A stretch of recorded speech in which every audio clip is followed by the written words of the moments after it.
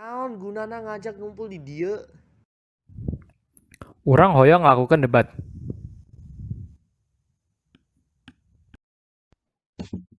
Debat menggunakan masalah naon?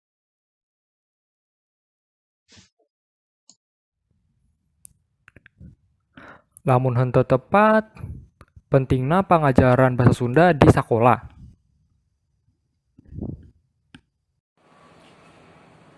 Hayu urang ngabagi grup jadi 2 tim pro jeung tim kontra.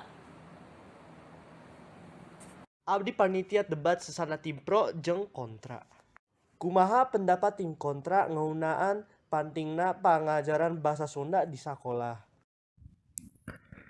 Nurutkan Abdi, pangajaran bahasa Sunda henteu penting, margi teu kaasup kana bahasa wajib. Janten teu wajib ku orang apalkan. Sajabat eta, margi ayeuna zaman atos canggih. Orang tiasa ngagunakan internet ku nerjemahkeun kalimah dina bahasa Sunda ka bahasa Indonesia. Punten, kanggo tim pro nyarios. Abdi henteu satuju, sanajan bahasa Sunda teh lain bahasa wajib, tapi urang Jawa Barat kudu diajar bahasa Sunda. Leres, sanos atos aya internet kanggo menterjemahkeun.